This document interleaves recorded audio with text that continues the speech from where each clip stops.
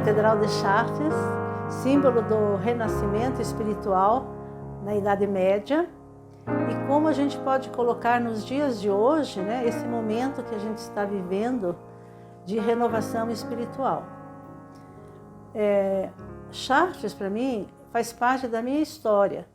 Desde criança, eu coroava Nossa Senhora na minha cidade, né, no mês de maio, onde tinha as novenas dedicadas a Nossa Senhora, e eu, às vezes, era convidada a coroar Nossa Senhora. Então, isso, para mim, foi uma coisa assim, muito marcante, muito importante na minha vida. E depois, de adulta, morando já aqui em Curitiba, eu fiz um curso na Faculdade Espírita sobre a Catedral de Chartres com uma senhora francesa, uma senhora Sufi. E também foi um curso que me marcou muito, principalmente duas coisas que ela disse que não me saíram da alma, né? Uma foi que Chartres era uma catedral iniciática e a outra era o Cristo com o livro fechado nas mãos, que estava no portal da catedral. Antes da primeira viagem à França, um tempo atrás, eu tive um sonho que também foi muito marcante. Eu sonhei com um quadro de Nossa Senhora, e esse quadro tinha o menino Jesus, né, dourado, maciço, e também ele estava assim como se estivesse numa quarta dimensão. Ele pulsava, ele saía do quadro, né? E aquilo me chamou muita atenção. E embaixo tinha o número 12, também grande e bem destacado. Eu olhei para o quadro e estava saindo desta sala, quando de repente eu me dei conta que eu tinha que voltar para me certificar do número, porque era um número que eu não podia esquecer. Tudo bem, então voltei, né? Me certifiquei que era o número 12 e saí da sala e o sonho desapareceu. Isso ficou na minha memória, mas por muito tempo eu fiquei pesquisando o que esse número 12 quer me dizer, né? Qual é o recado? E aí eu comecei a pesquisar. Pesquisei na Bíblia, fui conhecer os 12 trabalhos de Hércules, comecei a trabalhar com os 12 signos, com as 12 cartas do tarô, correspondente a cada um dos signos. E assim fui pesquisando, os 12 apóstolos, né? Enfim, tudo que se referia ao número 12. A busca só terminou quando eu estive em Chartres, aí pela segunda vez, né? Que ficou mais forte. Quando eu me deparei com os vitrais, né? E esses 3 vitrais principais, essas rosáceas, né? Dos portais oeste, norte e sul, que eles são divididos em 12 pétalas, né? E cada pétala tem a sua inscrição, o seu desenho e a sua mensagem. Então, a partir daí é que eu me certifiquei, bem, eu tenho que realmente me fixar no número 12 e o meu trabalho, então, é esse, né? É divulgar a catedral, divulgar esses vitrais, essas rosáceas e esse significado do número 12 que para mim foi tão importante e realmente é um número marcante, né? Então, em 2008, eu fiz a primeira viagem à França, visitei a catedral, mas nesse momento eu não estava ainda assim preparada para aprofundar o conhecimento da catedral. Então eu visitei assim como turista, né? Como todo mundo vai lá, olha, tira fotografia, se encanta, mas nem fiquei sabendo que a gente poderia visitar a cripta, por exemplo, né? Então foi uma coisa assim bastante superficial. Mais tarde, já em 2012, eu voltei com um grupo de pessoas, né, da antroposofia que faziam uma viagem de conclusão de curso. E aí foi bem diferente, porque primeiro nós tivemos aqui no Brasil uma preparação para essa viagem, para esse curso. E chegando em Chartres, eu me propus a abrir o meu coração para ter o aprendizado profundo, né? Eu não fiquei só na superficialidade, eu não quis, por exemplo, levar apontamentos, né? Caneta, caderno, essas coisas assim, porque eu queria simplesmente sentir a catedral. porque Chartres é uma catedral que a gente tem que realmente sentir, né? E foi um curso maravilhoso, foi assim uma coisa muito, muito bonita, né? E uma coisa que eu gostaria de colocar para vocês é sobre o manto da Virgem, que é a localização das catedrais góticas do norte da França.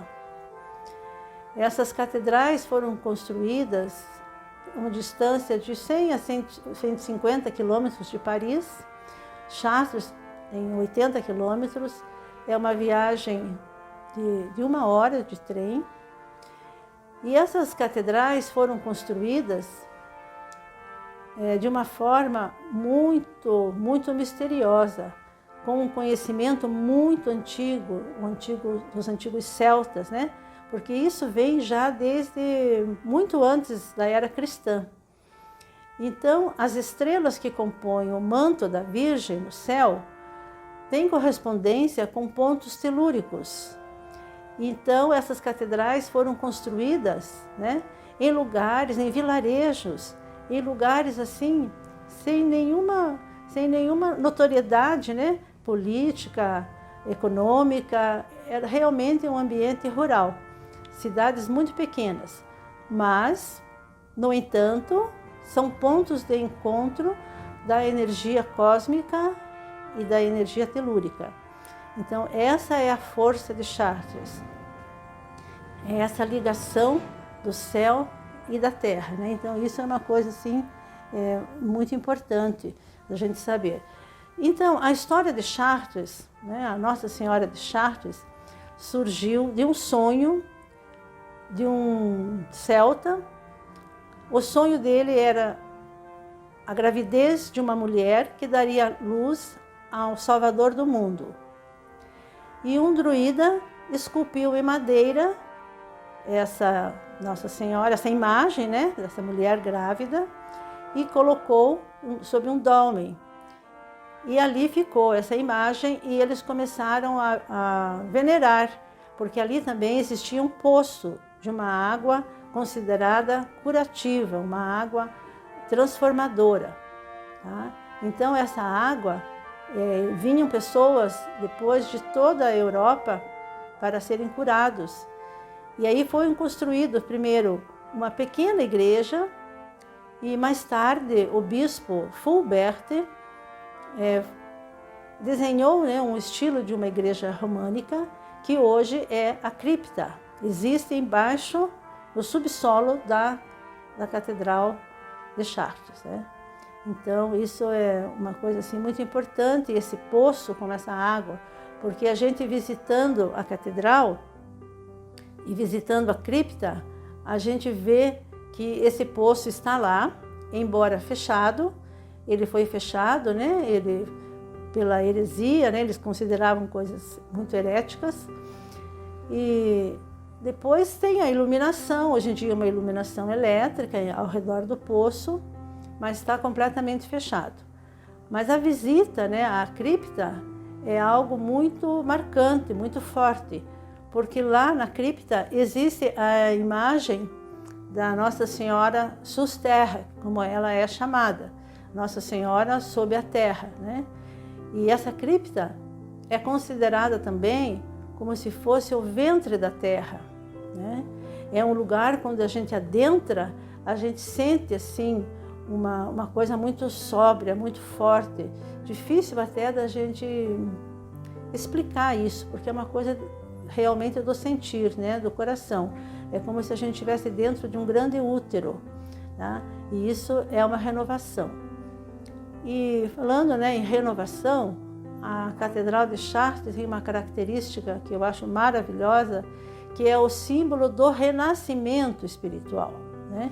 Porque nessa igreja não existe despojos de nenhum tipo de, nem reis, papas, né, pessoas ilustres, porque ela é considerada a catedral da vida e não da morte.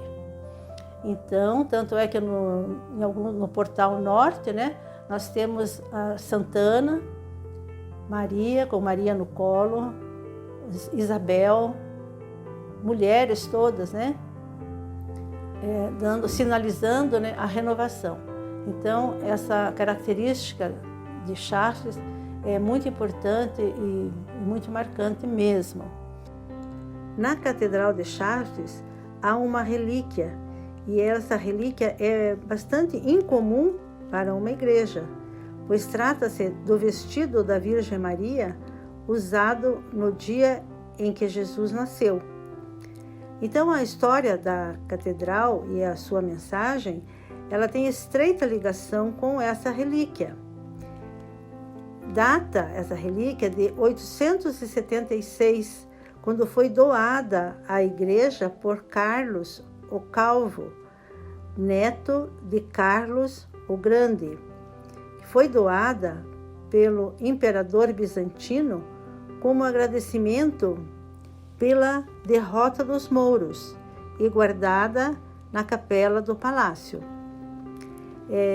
Essa relíquia do vestido de Maria fez de Chartres medieval a cidade mais importante do culto a Maria no Ocidente e um dos principais centros de peregrinação. Após a Revolução Francesa, que infelizmente deixou muito de suas marcas na catedral, sobrou apenas um pequeno pedaço desse tecido, que atualmente está guardado na parte oeste da nave em uma capela no Couro. E como tinham esse conhecimento para construir essa catedral? Também é uma coisa muito importante, porque vivia-se um obscurantismo. Mas foi fundada uma ordem dos Cavaleiros Templários e esses cavaleiros foram a Jerusalém com o intuito de buscar algo muito maior do que simplesmente servir de guardiões dos peregrinos que iam até Jerusalém. Esses cavaleiros ficaram em Jerusalém por 9 anos.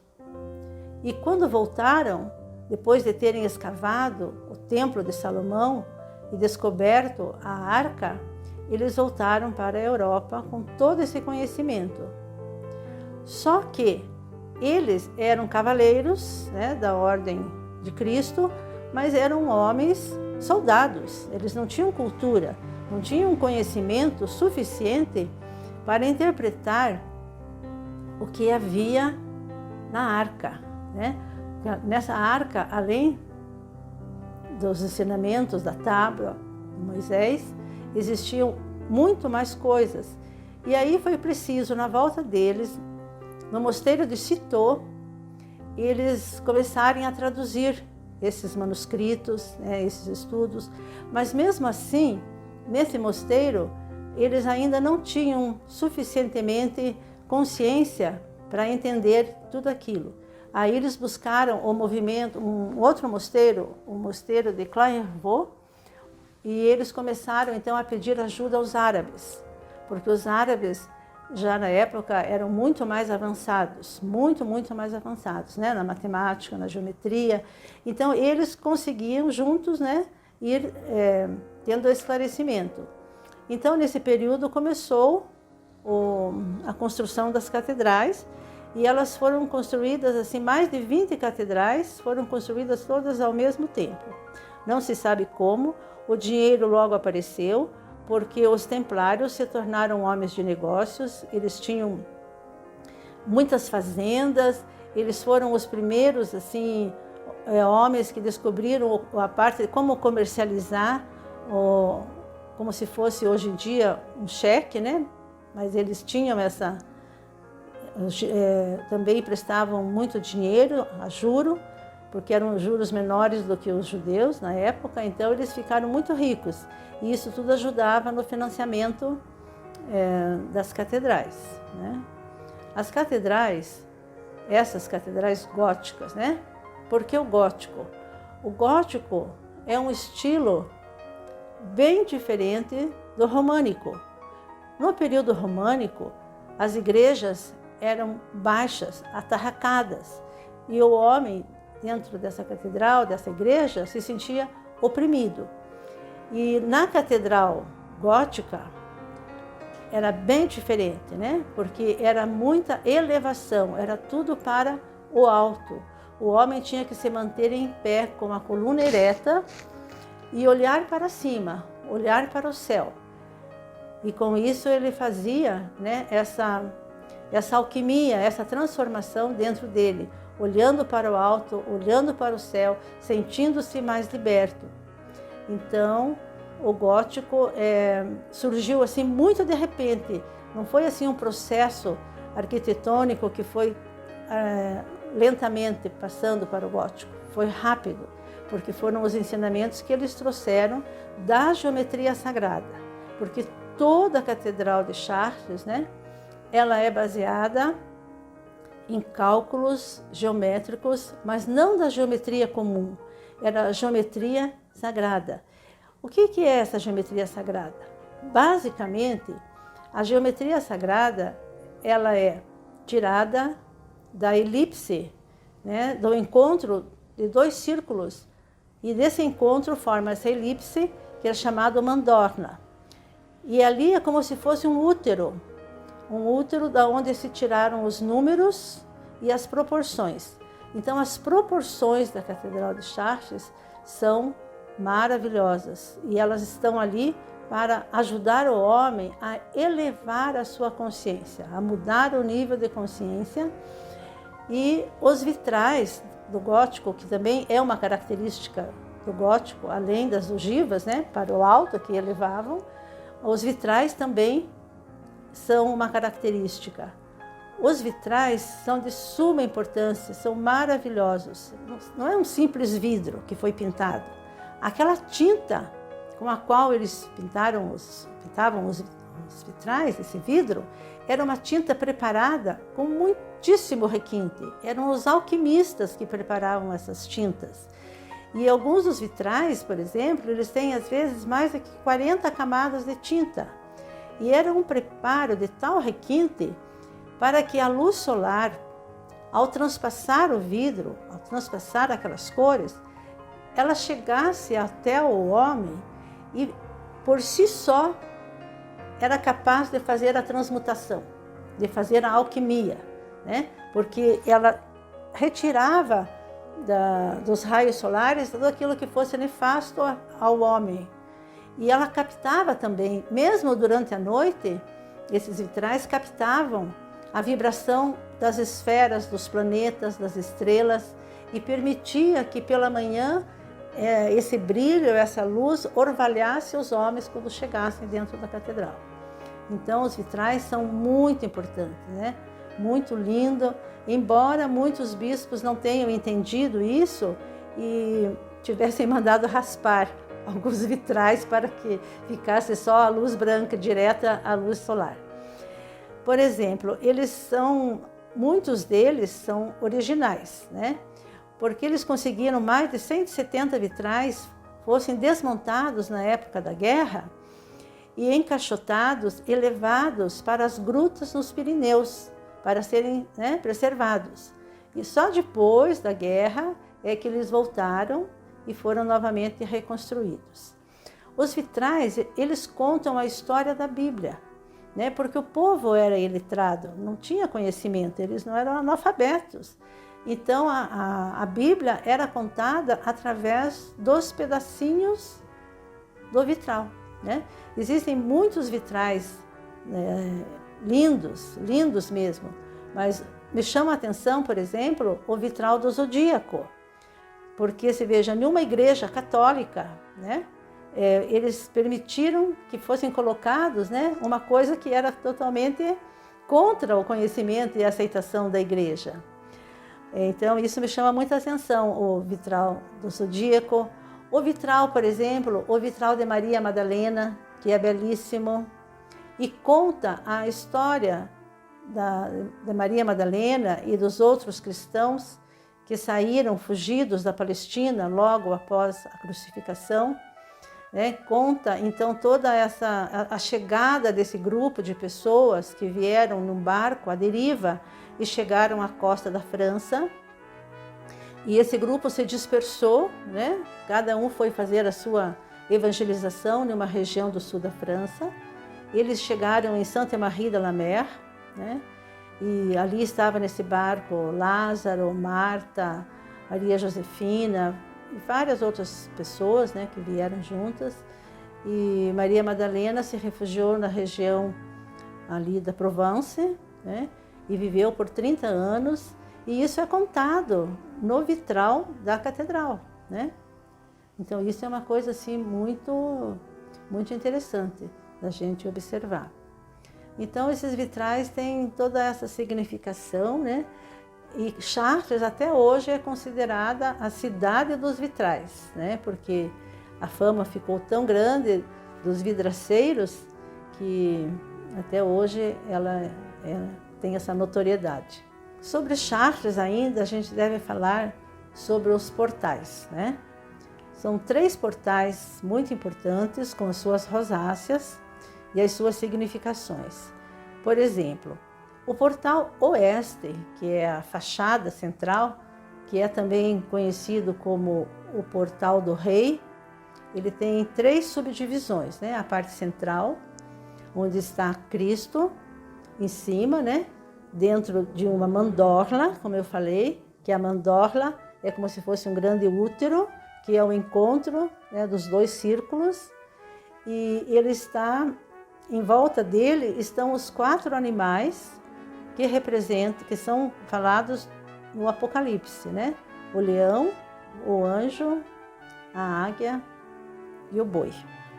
Cada um desses animais, ele representa um dos 4 evangelistas. Então isso é muito importante.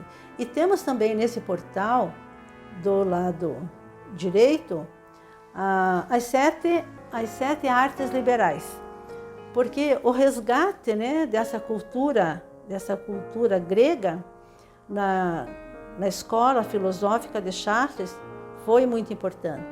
A escola de Chartres basicamente é fundamentada nos princípios de Platão, tá? Então, depois, quando Chartres foi perdendo notoriedade, porque isso se passou para a Sorbonne e outras universidades que ficaram mais sobre os ensinamentos de Aristóteles. Mas Chartres perdeu muito com isso, porque enquanto era Platão, era o mundo das ideias, o simbolismo, né, do entendimento de que as coisas primeiro surgem na nossa imaginação, e o seu discípulo, né, Aristóteles, era mais prático, e as coisas então aí tinham que ser medidas e pesadas, e isso foi lentamente nos levando para o materialismo, né? Então isso da escola de Chartres é muito importante a gente saber, né, que essas 7 artes liberais, né, a gramática, a retórica, a música, formam, né, as disciplinas, as primeiras disciplinas formam o trivium, chamado trivium, que são disciplinas básicas, como a gramática, que ajuda o homem a ordenar o seu pensamento, né, a retórica, a falar, né, a conversar, a discutir. E depois nós temos as outras disciplinas, mais 3 disciplinas que formam o quadrivium, que aí, quando o homem já está mais preparado, a sua consciência já está um pouco mais evoluída, ele entra nas disciplinas da geometria, da aritmética e da música. E, por último, temos a disciplina considerada a mais evoluída, que era a astronomia, né, de Ptolomeu. Então, isso tudo é uma referência que está lá registrado no portal frontal da catedral, né? E do outro lado, aliás, ainda desse lado, é importante dizer que nós temos a imagem de Nossa Senhora com o menino Jesus no colo. E segundo, né, os estudiosos, eles dizem que é uma representação de que através do conhecimento nós vamos renascer, esse renascimento da consciência, né? Então, quanto mais você vai aprimorando os estudos e esse conhecimento do trivium, do quadrivium, aí você vai elevando o seu nível de consciência, porque esse renascimento é o renascimento espiritual, é o nosso renascimento consciencial, né? Então, os signos, né, estão representados também nesse portal oeste, na parte esquerda do portal oeste, bem como o trabalho dos 12 meses do ano. Uma coisa que é muito interessante e muito linda é o entendimento dessa rosácea do portal oeste. Essa rosácea, ela representa o último julgamento. E ela recaindo, a luz dela recaindo sobre o labirinto, é considerado como o casamento do céu e da terra, né?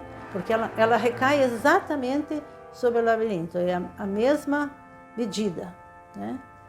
E Cristo representando ali o último julgamento, é como se a gente estudando, né, um pouquinho a carta do tarô, que fala sobre o último julgamento, é como se nós estivéssemos passando de uma dimensão, renascendo para a quarta dimensão, saindo da terceira dimensão, entrando num estágio evolutivo maior. Esse é o significado desse renascimento espiritual, né? Sairmos dessa terceira dimensão, da materialidade, e entrarmos na quarta dimensão. Esse é o renascimento verdadeiro. Tá? Então, essa rosácea é importante porque ela faz esse casamento do céu e da terra, do masculino e do feminino, né? Maria representando o feminino, a mãe, o sagrado, né? Então, ela está ali na rosácea, no meio do labirinto, com essa simbologia. Nós temos aí o portal sul, nós temos nessas arcadas a hierarquia angélica, né, que também é um símbolo da nossa evolução espiritual. Temos os serafins, né, os querubins, os tronos, depois temos a segunda divisão, até chegarmos nos anjos, né, que são os mais próximos de nós. Esse portal é o portal que representa o verão, ele representa o leão, o signo de leão, né, representado pelo evangelista Marcos. Então, ela tem essa coisa do amadurecimento.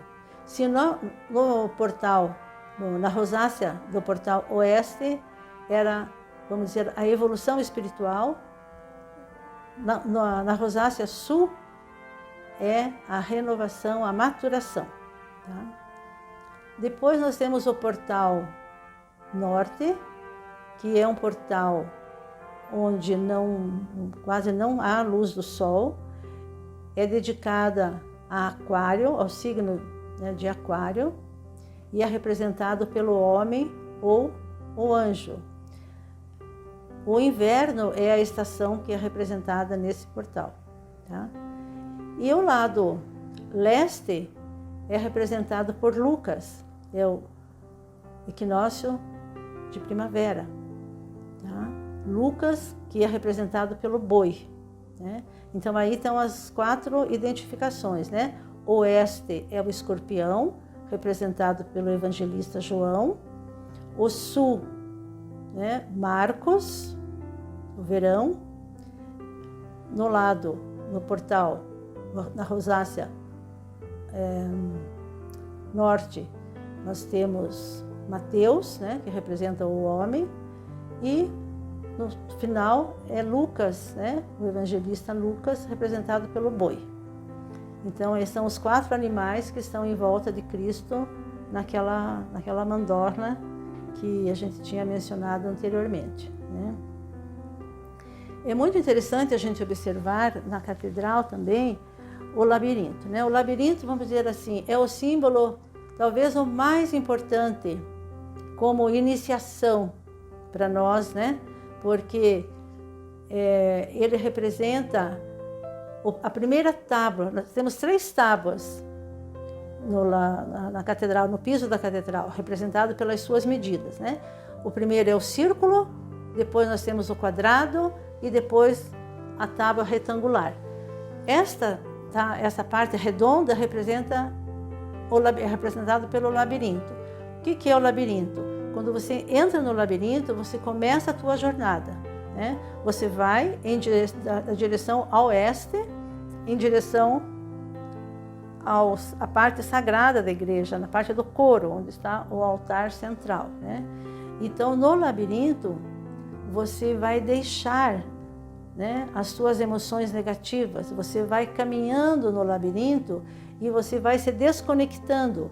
O trabalho no labirinto é como se a sua aura fosse se desprender, deixando desprender as suas amarras, as suas crenças, né? E para que as virtudes pudessem aparecer nas outras tábuas, principalmente na quadrada, e depois a espiritualidade chegando na tábua retangular, que é a tábua que é representada pelo mistério, né? É a parte mais sagrada da catedral.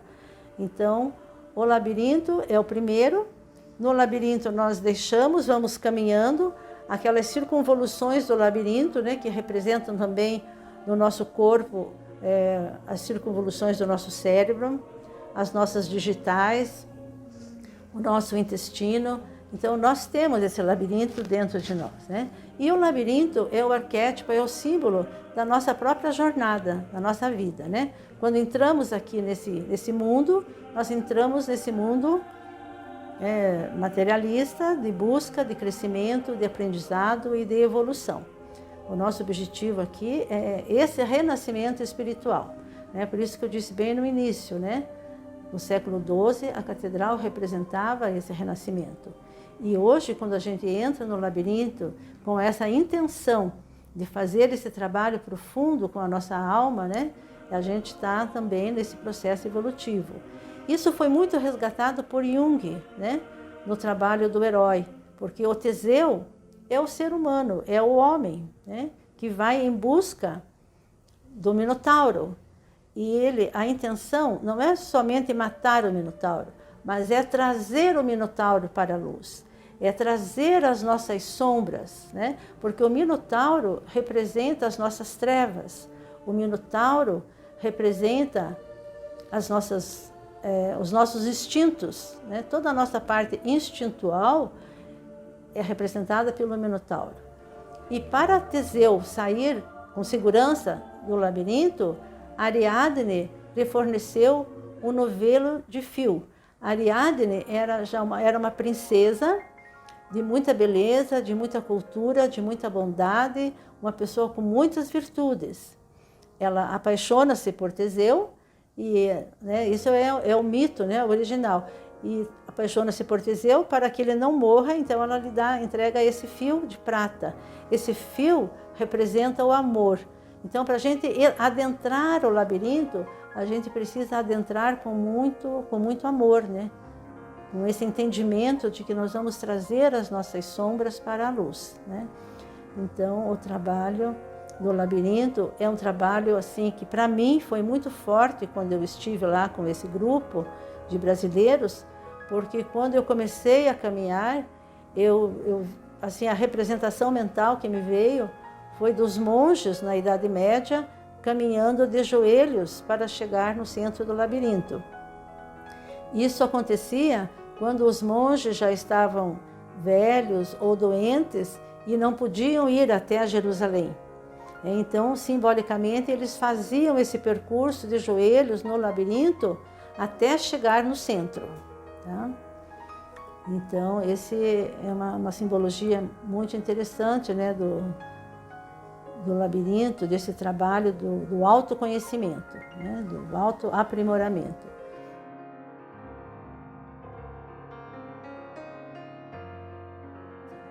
Em primeiro lugar, é você chegando na catedral, você ir com o coração, abrir o coração, permitir que a sua intuição fale mais alto, né? E não simplesmente entrar na catedral, tirar fotografia e depois ir na lojinha, comprar souvenirs, né? É você adentrar a catedral com esse intuito, né, de receber essa informação como de uma forma intuitiva, porque de uma forma racional, né, é mais difícil, porque a gente não tem esse preparo. Mesmo eu, quando entrei pela primeira vez, me vi simplesmente como uma turista. né? Embora tenha sentido muito, tenha chorado muito, né? Mas não tenha feito nem o percurso do labirinto, mesmo porque naquela época, naquele dia, o labirinto estava coberto com as cadeiras, que isso normalmente acontece. Somente, hoje em dia, só na última sexta-feira do mês é que eles retiram as cadeiras para que as pessoas possam fazer esse percurso. Então, eu vejo que para ter esse conhecimento é entrar na catedral aberto, né? Com essa abertura, com essa intuição, com esse pedido de mais luz, de mais crescimento. Eu mesmo brinco dizendo, né, que a próxima vez que eu for a Chartres, eu quero ficar assim deitada embaixo dos vitrais para receber mais luz, para ver se a iluminação, né, chega mais rápido.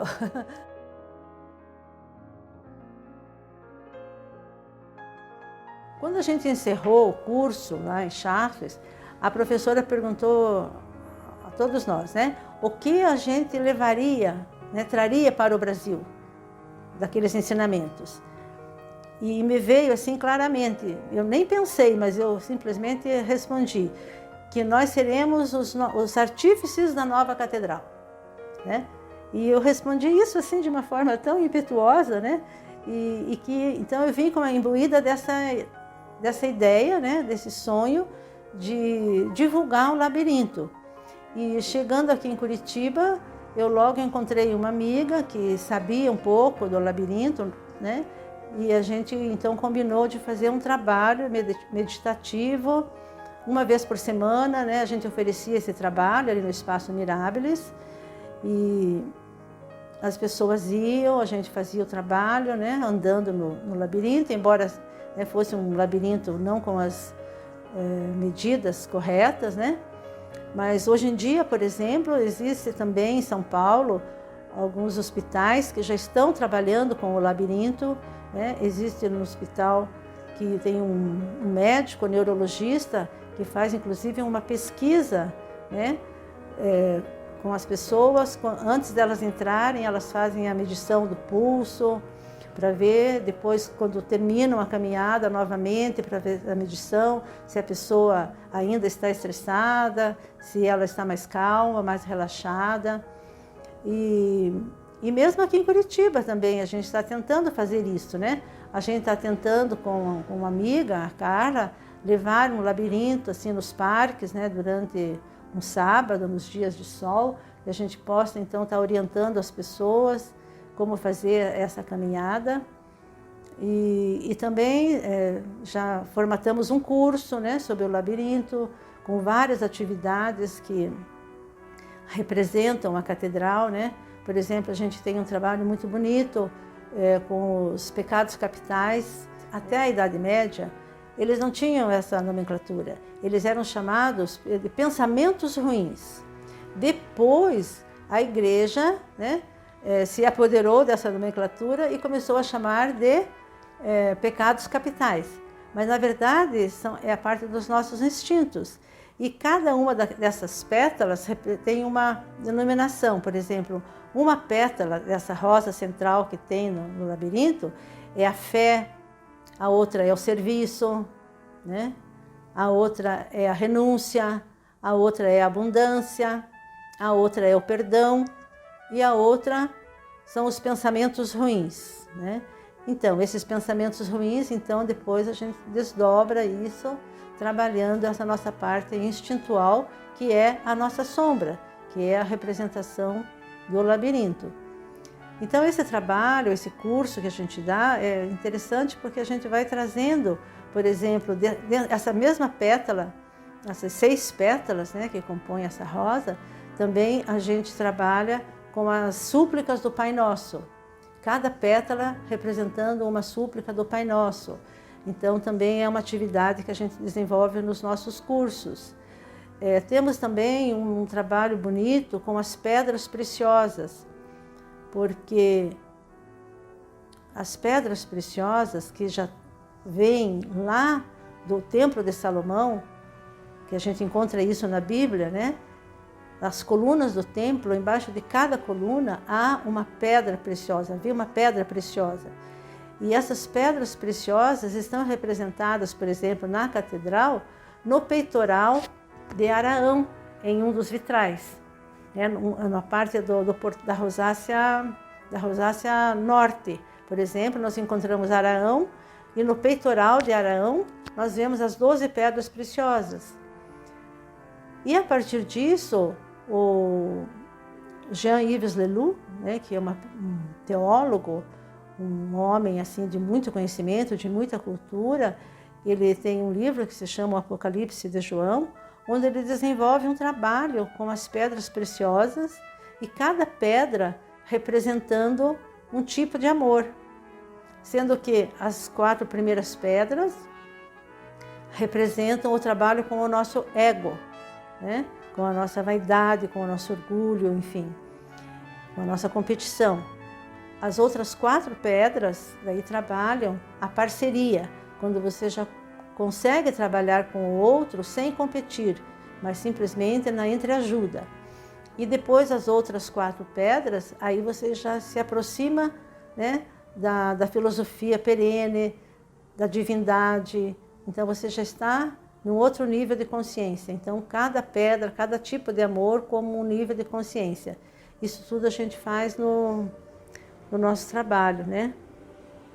Eu gostaria muito que Chartres fosse muito conhecida, porque para mim a Catedral de Chartres, como tudo isso é simbólico, né? A Catedral de Chartres também é um símbolo. Ela é o símbolo da Jerusalém Celeste, né? Então, entrar nessa Jerusalém Celeste, que não é nenhuma cidade que a gente vai construir, mas é a catedral que a gente vai construir dentro de nós mesmos, né? A partir do trabalho com o ego, por isso que o nosso trabalho se chama Do Ego ao Self, né? Então, quando a gente trabalha o ego, que trabalha essas pedras brutas, né, que o Jean-Yves coloca como pedras brutas, então a gente vai burilando, né? Vai burilando o ego, depois já pode compartilhar, trabalhar em grupo. Então, essa é a mensagem da catedral, né? É essa construção da nossa Jerusalém Celeste interna, né? É o nosso nível de consciência, sair da terceira dimensão gradativamente e entrando nesse nível de consciência mais espiritualizado, que é essa busca do autoconhecimento, e que eu sinto que hoje as pessoas estão buscando muito mesmo, né? De uma forma ou de outra, estão buscando a espiritualidade, né? Porque já sentiram que o modelo materialista está em decadência, né? Então essa é a mensagem que eu deixo, é a mensagem da catedral, e por isso eu gosto de trabalhar e quero desenvolver e continuar trabalhando com a Catedral de Chartres e o Labirinto de Chartres.